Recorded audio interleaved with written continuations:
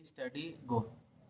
नमस्कार साथियों, मैं JP Yadav, senior section engineer, Indian railway. मेरे यूट्यूब चैनल में आपका हार्दिक स्वागत है। मैं पिछले 30 साल से रेलवे में जेई और एसएससी के रूप में कार्य कर चुका हूं। इस दौरान मैं एलडीसी ग्रुप बी के लिए 3 बार इंटरव्यू में अपीयर हो चुका हूं। मैंने यह यूट्यूब चैनल बनाया है जिस पर मैं अपना working experience, exam related queries और रेलवे मैकेनिकल डिपार्टमेंट से रिलेटेड वीडियो बनाऊंगा। अगर आपको मेरा ये वीडियो अच्छी लगे तो चैनल को सब्सक्राइब करें, वीडियो को लाइक और शेयर करें। धन्यवाद। हाँ तो दोस्तों, जैसा कि हमने आपको इसके पहले वाले वीडियो में बताया था, DAR 1968 जो कि 1/10/1968 से हमारा जो है ये इफेक्टिव हुआ था, कम इनटू फोर्स। और इसका पर्पस था कि अगर कोई रेलवे एम्प्लाई कुछ भी अगर गड़बड़ करता है या कुछ मिसकंडक्ट करता है तो उसको कैसे हैंडल करना है, इसका पर्पस ये है। दूसरा, इसमें टाइप ऑफ पेनाल्टीज, और तीसरा उसको कैसे इंक्वायरी करना है, और चौथा जो है एम्प्लॉइज को natural of justice, law of justice के का वायलेशन ना हो, इसलिए वो अपील कर सकता है और उसको फिर रिव्यू अथॉरिटी के पास में भी वो भेज सकता है। इसके बाद जो है, अभी जैसा कि हमने बताया कि कल हमने बताया था, और उसमें कौन से रूल्स लगते हैं ये भी हमने आपको पिछली वीडियो में बताया था। तो अभी और शॉर्ट में बताया था, शॉर्ट ट्रिक्स भी बताया था कैसे याद करना है। हम आपको इस वीडियो में भी शॉर्ट ट्रिक्स बताएंगे कि आप पेनाल्टी कैसे याद कर सकते हैं। पेनाल्टी 2 तरह की होती है, एक माइनर पेनाल्टी और एक मेजर पेनाल्टी। अब ये 2 पेनाल्टी होती है। जैसा कि अक्सर क्वेश्चन में एक क्वेश्चन आता है कि सस्पेंशन क्या पेनाल्टी है या नहीं है, तो सस्पेंशन पेनाल्टी नहीं है, क्योंकि हमारे पास में 2 ही पेनाल्टी होती है, एक मेजर और एक माइनर। तो वो पेनाल्टी कौन कौन सी है अभी हम पहले बताएंगे कि माइनर पेनाल्टी कौन सी है और मेजर पेनाल्टी कौन सी है, और उसके साथ में उसके शॉर्ट ट्रिक्स कैसे हम याद कर सकते हैं कि मेजर पेनाल्टी या माइनर पेनाल्टी में क्या आता है। तो पहले हम ये बताएंगे पेनाल्टी, जिसमें कि सेंसर पहली पेनाल्टी होती है, जिसमें कि एक वो सेंसर कर दिया जाता है, माफी नामा जस्ट लाइक जो है। तो इसमें दूसरा जो है withholding of promotion for a specified period, employ का जो है प्रमोशन रोक दिया जाता है, और एम्प्लॉय का प्रमोशन जो है किसी एक स्पेसिफाइड पीरियड के लिए रोक दिया जाता है। तीसरा है recovery from pay of the whole or part of any pecuniary loss cause to the government or railway administration by negligence or breach of orders. तीसरा पेनाल्टी है कि अगर जो है आपके ड्यूटी के दौरान कुछ भी रेलवे का कुछ भी नुकसान हुआ हो जिसमें कि आप इन्वॉल्व हो, तो वो पूरी उसमें रिकवरी होती है। रिकवरी फ्रॉम पे, आपके पेमेंट से रिकवरी हो जाएगी जितना जो है गवर्नमेंट का लॉस हुआ है। अब उसमें जो है 3A में है कि एक तो विथहोल्डिंग ऑफ पास और पीटीओ और बोथ, ये तीसरी पेनाल्टी थी। अब 3rd A में विथहोल्डिंग ऑफ पास और पीटीओ और बोथ, या तो पास पीटीओ या तो दोनों जो है आपकी रिकवरी हो जाएगी। इसके बाद 3rd B में है reduction to a lower stage in the time scale of pay for a period not exceeding 3 years without cumulative effect and should not adversely effect on pension if more than 3 years inquiry is must। इसमें ये बताया है कि reduction to a lower stage, आपको lower stage में कर दिया जाएगा और 3 साल से ज्यादा नहीं, 3 years विदाउट क्यूमुलेटिव इफेक्ट, ये आपको देखना है। 3 years से ज्यादा जो है नहीं रहेगा, ये माइनर पेनाल्टी में है। और अगर 3 साल से ज़्यादा करता है कोई डिसिप्लिनरी अथॉरिटी, तो उसमें इंक्वायरी मस्ट है। ये लिखा 3 years इंक्वायरी मस्ट। अगर 3 साल से कम है वो रिडक्शन, लोअर स्टेज में आपको रिडक्शन करेंगे, लेकिन 3 साल से कम का, अगर 3 साल से ज्यादा करेंगे तो उसमें इंक्वायरी जरूरी है। चौथा है इसमें विथहोल्डिंग of increment of pay for a specified period. किसी स्पेसिफाइड पीरियड के लिए आपका इंक्रीमेंट रोक दिया जाए, ठीक है। और इसके बाद उसमें ये भी बताएंगे कि इंक्रीमेंट रोकने के बाद इनका अगला इंक्रीमेंट कैसे लगेगा, वो इसमें आपको स्पेसिफाइड करेंगे चौथे में। तो हमारा जो माइनर पेनाल्टी है वो फर्स्ट, सेकेंड, थर्ड और फोर्थ, ये 4 जो है पेनाल्टी हमारी माइनर पेनाल्टी होती है। इसके बाद पांचवा जो है, पांचवा से 5 से लेकर के और 9 तक जो है ये हमारी मेजर पेनाल्टी होती है।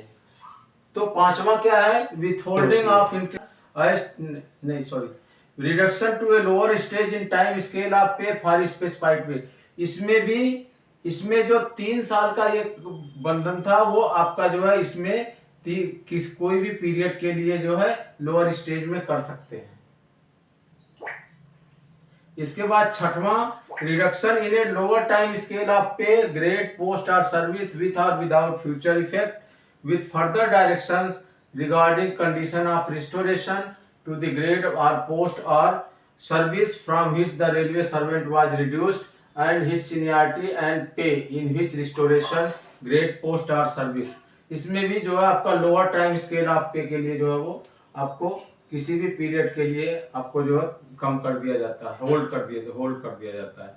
इसके बाद सातवां, compulsory retirement. Gravity of offence के हिसाब से जो है इंक्वायरी करने के बाद अच्छा इसमें 5, 6, 7, 8, 9 जो मेजर पेनाल्टी है उसमें इंक्वायरी मस्ट है। अगर जो है एम्प्लॉय ने अपना जो है ऑफेंस जो है एक्सेप्ट ना किया हो, अगर एक्सेप्ट कर लेते हैं तो इंक्वायरी की जरूरत नहीं पड़ती है, वो डिसिप्लिनरी अथॉरिटी के ऊपर है। तो सातवां जो है कंपल्सरी रिटायरमेंट, आठवां रिमूवल फ्रॉम सर्विस और 9वां डिसमिसल फ्रॉम सर्विस, ये हमारी मेजर पेनाल्टी में आता है। अब हम देखेंगे कि इसको याद कैसे करना है। याद करने के लिए हमने ये लिखा हुआ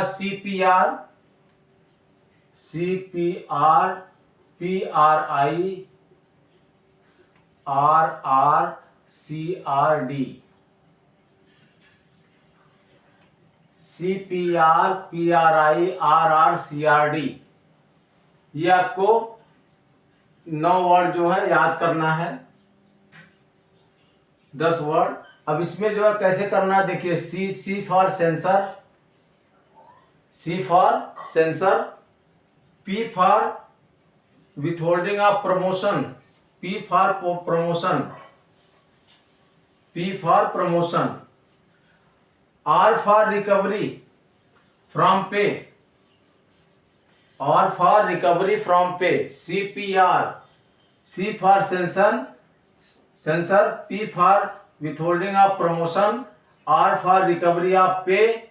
फिर इसके बाद PRI, P for pass और PTO, P for pass और PTO।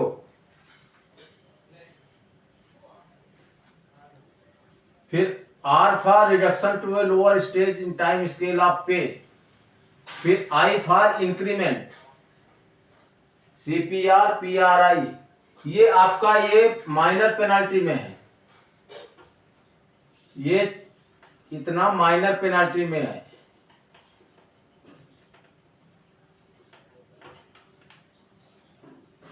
इसके बाद ये 5 जो है, 5 जो है ये हमारा मेजर पेनाल्टी में है। पांचवा क्या है, ये RR, reduction to a lower stage in time scale of pay for a specified period. इसी तरह छठा भी जो है reduction a lower time scale of pay, यहाँ पे स्टेज है और यहाँ पे lower scale time scale of pay है, तो ये 2 R हो गया। इसके बाद compulsory retirement C, R for removal from service, D for dismissal from service. तो दोस्तों जैसा हमने बताया कि आपको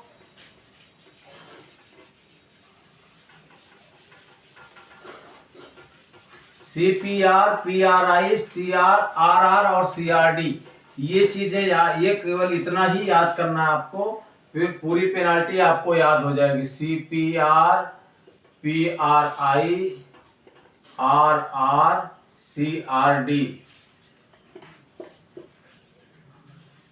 इतना ही केवल याद करने पे आपको पूरी कंप्लीट पेनाल्टी याद हो जाएगी। बताया था कि स्टैंडर्ड फॉर्म 1 से लेकर के 11 तक होते हैं। अब उस स्टैंडर्ड फॉर्म में हमको चार्जशीट अगर देनी है तो सबसे पहले उस चार्जशीट में क्या क्या मेन चीजें लिखना चाहिए जिससे कि चार्जशीट जो है नल एंड वाइड ना हो या उस पर जो है कोई ऑब्जेक्शन ना हो। तो सबसे पहले एक विटनेस की जरूरत होती है। SF5 के केस में, SF11 के केस में, मतलब माइनर पेनाल्टी के केस में आपको जो भी स्टेटमेंट आप एलिगेशन लगाना है वो आप जो है एक पेपर पे लिख करके देंगे और उसमें विटनेस की जरूरत नहीं पड़ती। विटनेस की जरूरत तब पड़ती है जब आपकी इंक्वायरी हो। अदरवाइज जो है जो भी एलिगेशन लगाया जाता है एम्प्लॉय के ऊपर, वो उसका जो है जस्टिफिकेशन देता है, उसके ऊपर जो है डिसिप्लिनरी अथॉरिटी अपना एक्शन लेती है। अगर एम्प्लॉय चाहे तो वो डिमांड कर सकता है कि इसकी इंक्वायरी कराया जाए, तो उसके बेस पे फिर SF11 से SF5 भी कन्वर्ट हो सकती है। लेकिन जो है इसमें अगर मान लीजिए SF5 देते हैं, SF5 मीन्स की मेजर पेनाल्टी, उसके लिए विटनेस की जरूरत होती है। फिर ऑफेंडर्स कौन है, इसके बाद रूल्स क्या क्या वायलेशन हुआ, जैसे हमने बताया था ILU, कल वाली भी इसके पहले वाली वीडियो में हमने बताया था ILU, इंटीग्रिटी 3.11, इसमें इंटीग्रिटी थी। इसके बाद L for lack of devotion to duty और U फॉर जो है अनबिकमिंग ऑफ रेलवे। तो ये तीनों जो है रूल्स जो है अप्लाई होते हैं, और वो तीनों रूल्स जो है इसमें कहाँ पे कौन सा रूल्स किस कंडीशन में अप्लाई होगा वो मैंने कल इसके पहले वाली वीडियो में बताया था। इसके बाद डॉक्यूमेंट्स रिलाइड अपॉन, कौन से डॉक्यूमेंट्स उससे रिलेटेड है उसको अटैच करना है। Statement of all witness, statement सभी जो भी विटनेस होंगे उसका स्टेटमेंट, वो सभी जो है सभी कॉपी जो है ये दे करके, और SF7 इशू किया जाता है। SF7 जो है इम्प्लाई के अगेंस्ट में जो इंक्वायरी ऑफिसर डिपोर्ट होता है वो SF7 से होता है, और उनको ये सब पूरे डॉक्यूमेंट्स देना पड़ता है। जो भी डिसिप्लिनरी अथॉरिटी रहेगी वो जो है जो इंक्वायरी ऑफिसर को डिप्यूट करेगी उनके पास में ये डॉक्यूमेंट्स पूरा देना रहता है। अभी जो मेजर पेनाल्टी का जो पार्ट होता है, जब SF5 देंगे तो उस SF5 में उसके स्टैंडर्ड फॉर्म में एक तो ये पूरे डॉक्यूमेंट्स रहेंगे, इसके बाद जो अनेक्सर 1, 2, 3 और 4 रहता है।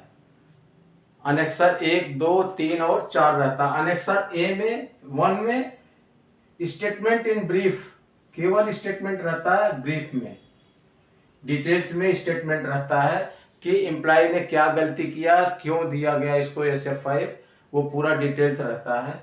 इसके बाद अनेक्सर 2 में एड, एलिगेशन इन डिटेल्स, ये याद करने का तरीका है, शॉर्ट ट्रिक्स है, एड एलिगेशन इन डिटेल्स। इसके बाद अनेक्सर 3 में lord, list of relied upon documents, list of relied upon documents. और अनेक्सर 4 में low, list of witness, list of witness. तो ये उसी जो चार्जशीट इशू होती है SF5, उसमें ये 4 अनेक्सेसर उसमें लिखे रहते हैं। ये आपको कंफर्म करना है कि ये चीजें हैं कि नहीं। तो दोस्तों आज का वीडियो यहीं पे समाप्त करते हैं। आपको आशा है अच्छा लगा होगा। तो वीडियो को देखने के लिए धन्यवाद। वीडियो को लाइक करें, शेयर करें और सब्सक्राइब करना ना भूलें, जिससे कि हम आगे भी वीडियो इस तरह की बनाते रहें और आपको जो है अच्छी अच्छी सेवाएं प्रदान करते रहें। धन्यवाद।